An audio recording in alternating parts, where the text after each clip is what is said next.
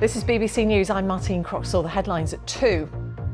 Ukraine tells its citizens to leave Russia immediately, saying it's becoming increasingly difficult to protect them. In the last hour, President Zelensky has called for tougher sanctions on Russia. Ukraine welcomes new sanctions against the Russian Federation. We hope and expect that these sanctions will be enhanced in the nearest future. Well, here in the UK, the Prime Minister has defended the scale of sanctions imposed on Russian billionaires and banks after further criticism from the Labour Party.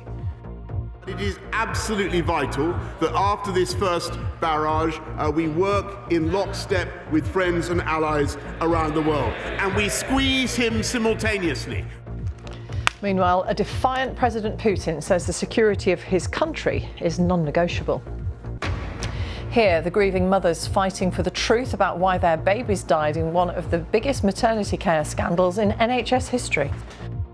I'm still coming out of my general anaesthetic and in, and she says, he's dead. And that was it. And she left. Pupils who fail maths and English GCSE could be refused loans for university tuition fees in England under new government proposals. A children's charity accuses Facebook of neglect as a BBC News investigation shows children are at risk of grooming and sexual abuse in the world of virtual reality.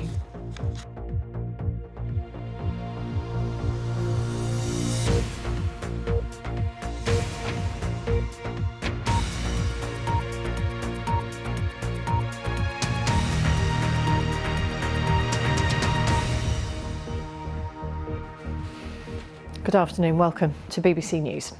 Boris Johnson says even more sanctions are coming against Russia if it continues to threaten Ukraine.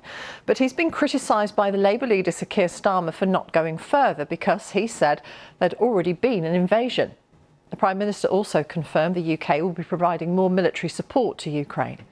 It comes as Ukraine urged its nationals to leave Russia immediately. Meanwhile, President Putin said the security of Russia and its citizens is non-negotiable. Well, earlier this week, President Putin said he was recognising two areas in eastern Ukraine, the so-called People's Republics of Donetsk and Lugansk, as independent.